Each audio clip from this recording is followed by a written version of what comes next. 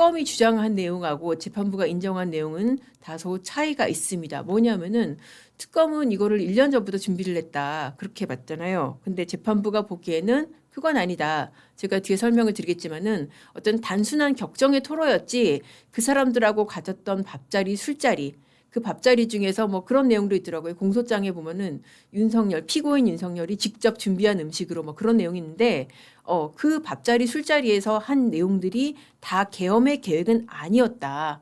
재판부가 그렇게 판단한 이유는 그렇게 보기에는 이 계엄의 계획들이 너무나 허술했다는 것이죠. 실제 실행 과정도 그렇고. 근데 아무튼 이런 계획을 세웠다는 것 자체가 이게 어떤 내란죄를 인정할 수 있는 근거가 됐다는 것입니다. 자, 재판부가 이 사람들이 어떤 계획을 세웠다고 봤는지 한번 이 부분을 짚어드리겠습니다. 자, 피고인 윤석열, 피고인 김영은과의 사이에 이런 계획을 세웠습니다. 첫 번째, 비상계엄을 선포해서 국회 활동 및 일체의 정치 활동을 금지하는 포고령을 내린다. 그리고 두 번째, 국회에 군을 보내서 국회의장들을 봉쇄하고 토의나 의결 등을 못하도록 한다.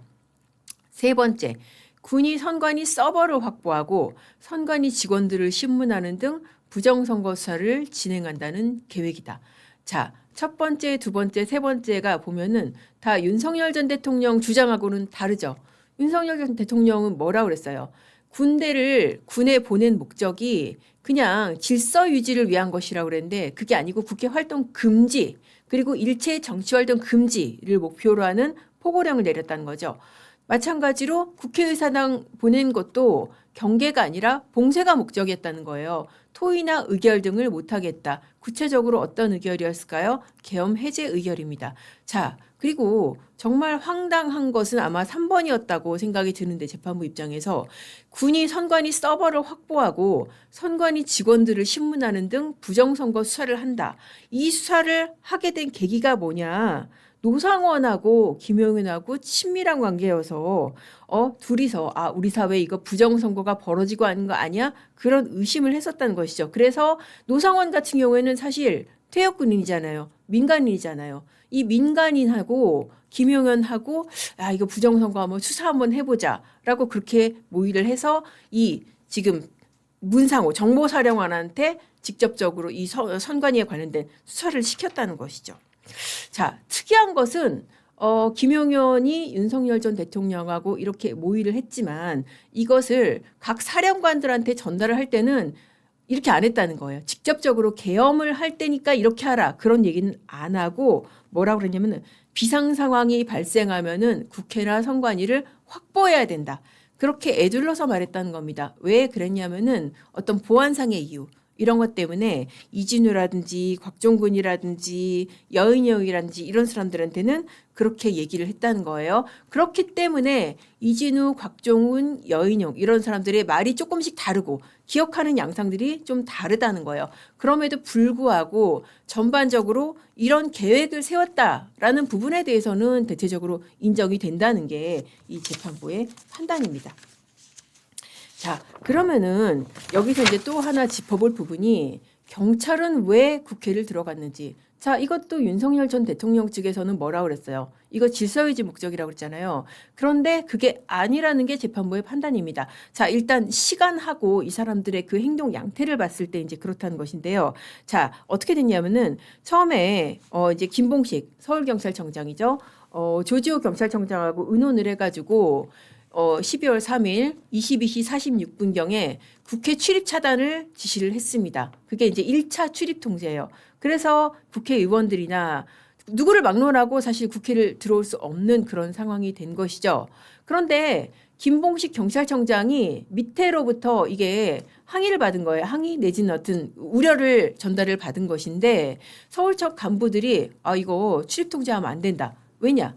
이 서울청 간부들이 보기에도 물론 이 사람들이 법률가는 아니지만은 이게 국회 같은 경우에는 헌법과 개헌법에 따르더라도 계엄을 하더라도 국회는 건드릴 수가 없어요. 국회에 대해서는 특별한 조치를 할 수가 없습니다. 왜냐하면은 이 계엄 해제 요구권이 국회에 있기 때문에. 그렇기 때문에 이렇게 출입 통제하면 나중에 문제될 수 있을 것 같은데요. 그렇게 이제 서울청 간부들이 얘기를 한 것 같습니다. 그 문제제기를 받아들였습니다.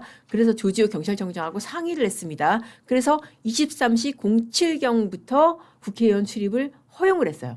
이게 굉장히 중요한 분기점이었죠. 아마 1차 출입 통제에서 끝까지 출입 통제가 이루어졌으면은 국회의원들 못 들어왔을 겁니다. 그러면은 계엄 해제 의결이 안 되고 계속 끝까지 어떤 계엄 상태가 지속이 됐었을 겁니다. 그게 윤석열 전 대통령이 아마 처음에 의도했던 그런 상황이었을 것으로 재판부는 판단을 한 거예요.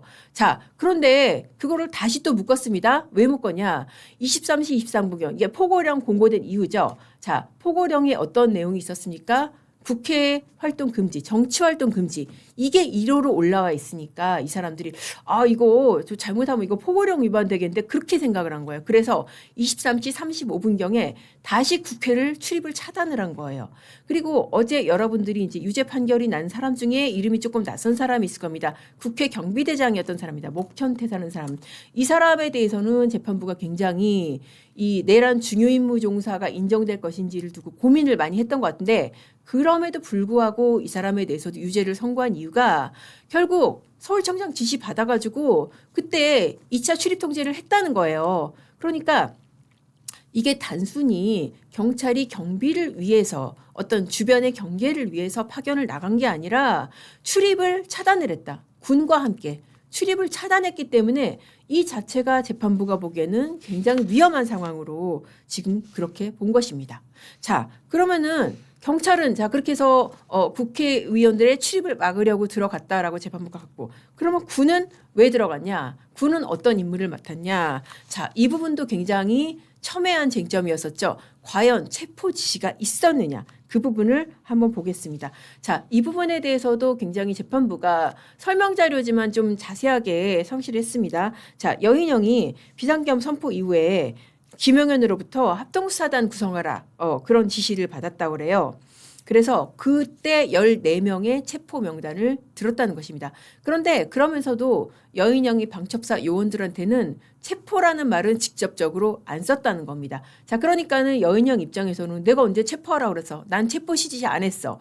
그렇게 얘기할 수 있는 여지가 있지만은 그런데 이게 그렇게 빠져나가긴 어려운 게 앞뒤 상황을 봤을 때 그 요원들이 이제 한꺼번에 들어간 게 아니라 일부는 먼저 들어가고 일부는 나중에 들어가고 그랬을 거 아닙니까? 그런데 이 먼저 들어간 사람들한테는 이렇게 얘기를 했다는 거예요. 인계받아서 수방사 비원 벙커로 이송하는 임무다. 그렇게 해가지고 5인 1조를 만들어서 국회 출동을 지시를 했다는 것이고 인계를 받았다는 거는 어떤 거를 전제로 하는 거예요. 사실 체포를 전제로 하는 거잖아요. 체포를 안 하고 어떻게 우원식, 이재명, 한동훈 이런 사람들을 어떻게 지금 비원 벙커에 수감을 시키겠어요. 그리고 직접적으로 그런 지시도 있었다는 겁니다. 00시 41분에 우원식, 이재명, 한동훈을 우선 체포해서 구금시설로 이동하라라는 그런 임무까지 부여를 했다는 것입니다. 그러니까는 사실 이 부분에 있어서도 결국 체포 지시를 표현은 좀 다르지만은 결국 체포 지시가 있었다라고 인정을 한 것이죠. 여기에 관여했던 사람들이 이제 뭐 어떤 윤승영이라든지 뭐 이현일이라든지 이런 사람들인데 그 재판부가 일부에 대해서는 무죄를 선고했죠. 2단계에서 이런 뭐 윤승영이나 이런 사람들 같은 경우에는 어떤 그 계엄 지금 결국 내란으로 평가된 이런 국헌 문란의 목적까지는 있다고 볼 수 없다라고 뭐 윤승영 이런 사람들은 무죄를 선고를 했죠. 자, 그리고 군이 그러면 선관위는 왜 들어갔냐? 그 부분도 한번 따져봤습니다. 자, 선관위 들어간 거에 대해서 뭐라고 그랬어요? 이것도 마찬가지로 윤석열 전 대통령 측에서는 이 부분은 이제 어느 정도 좀 인정을 했었죠. 이제 부정선거 수사가 필요하다라고 생각을 해서 뭐 좀 증거 확보 차원에서만 그렇게 지금 출동을 시켰다라고 했는데 그 부분에 대한 게 굉장히 좀 재판부가 보기에는 위험하다. 양태가 위험하다라고 판단을 한 것 같습니다. 자, 당시에 이 정보사령부 소속 10여 명이 계엄 직후에 청사를 점거를 하고 그리고 서버실을 확보를 했습니다. 그리고 정보사령부 100여 단이 노상원의 지시를 따라서 노상원은 사실 이게 민간인이잖아요. 근데 이 사람이 지시를 받았다는 거죠. 그리고 비상계엄 선포 전에 뭐 이런 식으로 지시를 받았다는 것이 12월 4일 아침에 선관위 과천청사로 가서 전산 직원 등 30여 명을 체포해서 신문한다. 그러니까 선관위 직원들을 체포해서 신문하는 이런 임무를 수행하기 위해서 대기를 했다. 실제로 실현되진 않았지만은 이런 임무를 부여받고 대기를 했다는 것입니다. 자, 그리고 또 어떤 계획도 있었냐? 4군데 시설을 확보해서 방첩사에 인계를 한다. 이 4군데 시설이 뭐냐면은 선관위 관악청사, 그리고 지금 선관위 수원 선거연수원, 여론조사꽃, 그리고 선관위 무엇보다 이제 선관위 과천청사, 그렇게 4곳에 대해서 해당 시설을 확보해 가지고 방첩사에 인계하는 이런 임무를 부여를 받았다는 것이고요. 그리고 이 장면은 조금 우프다는 생각이 드는데 뭐냐면은 이 4곳의 장소에 이제 방첩사 요원들이 출동을 했어요. 출동을 해가지고 원래 부여받은 임무는 뭐냐면은 여인형이 그렇게 얘기를 했어요. 자, 너네들 출동해서 시설 그 서버 전자정보 카피해. 그리고 이거 만약에 잘 안 되면은 그냥 서버를 통째로 가져와. 그런 임무를 받았습니다. 근데 아무리 생각해도 아무리 윗사람이 지시라도 이건 안 되겠어. 이거는 기술적으로도 모르고 내가 이거 했다가 나중에 어떤 법적 책임을 질지 모르겠어. 그러니까 어떻게 했어요? 우리가 보는 대로 그냥 출동을 했는데 어떻게 했다? 사진만 찍었죠. 우리가 그거 보고 야 이거 무슨 인증샷이야 그랬잖아요. 그러니까 이게 실제로 재판부가 보기에는 그런 지신이 있었다. 서버를 떼오라는 지신이 있었지만 이게 실행을 안 한 거죠. 이 사람들이 차마 이것까지는 못하겠어. 그리고 실제로 인근에서 시간을 때우기만 했다는 것입니다.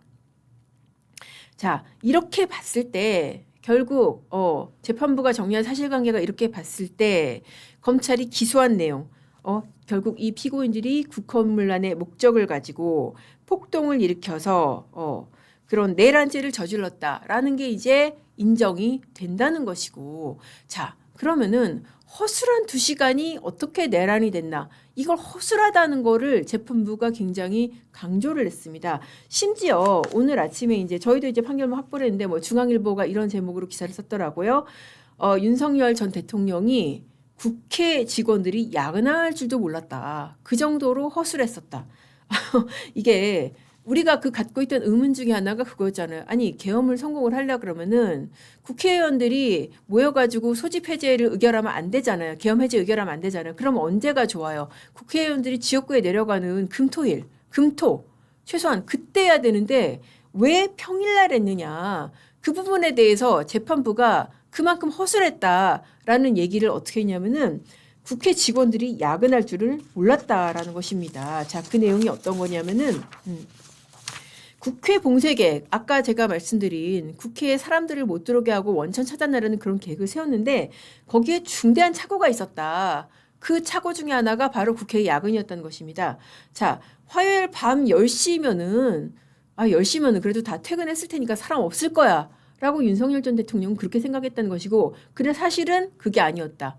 그 시간에도 상당히 많은 사람들이 남아 있으면서 야근을 하고 있었다. 그거를 몰랐다는 거예요.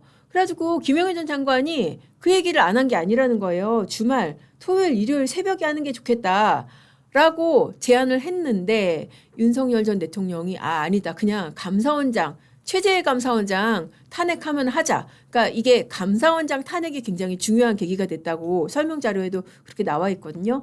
감사원장 탄핵하면 하자. 그렇게 해가지고 거절했다라고 김용현 전 장관이 그렇게 얘기를 했던 것 같습니다. 그 내용도 판결문에 나와 있다는 것입니다. 자, 그러면서 재판부가 한 얘기는 이렇게 계획이 허술하다고 하더라도 경고성 계엄이라는 말은 성립하지 않는다라고 했습니다. 이 판결문에 이런 내용이 그대로 있다는 거예요. 이른바 경고성 계엄 또는 호소형 계엄이라는 것은 존재할 수가 없다. 계엄법에 따르면 비상계엄은 위기 상황으로 인해 훼손된 공공의 안녕 질서를 회복하기 위한 목적으로만 선포될 수 있다라는 것입니다. 자, 그렇게 해서 이 비상계엄 자체가 내란이라고 재판부는 그렇게 판단을 한 것입니다. 식사 자리에서 비상계엄 언급이 있었나 그 부분에 대해서 이제 그냥 단순한 불만이나 격정 토로였고 하소연이나 답답함 등을 내비친 그렇게 볼 여지가 있다라는 것이다. 그래서 특검이 주장했던 1년 전부터 비상계엄 선포를 계획했다. 이런 부분들은 맞지 않는다. 1년 전부터 비상계엄을 선포해서 국회를 장악해서 장기 독재를 할 의도였다. 이 부분은 맞지 않는다라고 본 겁니다. 왜냐하면은 노상원 수첩, 특검이 증거로 얘기했던 노상원 수첩이라는 게 굉장히 즉흥적이고 보관 방식도 허술했고 기재 내용도 허술하고 그리고 실제로 뭐 노상원도 그렇게 주장을 했다는 거 아니에요. 내가 그냥 술 취해서 적은 것이다 라고 했기 때문에 그 부분은 사실 이 노상원 수첩을 근거로 해서 이게 아주 오랫동안 계획된 그런 친위 쿠데타로 보기는 어렵다는 것입니다. 그런 측면에서는 이진관 재판부의 논리는 어떻게 보면 같은 1심이지만은 이 지기현 재판부에서 깨졌다고 볼 수가 있는 것이죠. 어떻게 보면은 이 내란 사건의 본류에 해당하는 것 사실 지기현 재판부거든요. 그런 측면에서 앞선 이진관 재판부가 굉장히 이 부분 조금 허술하게 섣부르게 판단을 했다고 보입니다.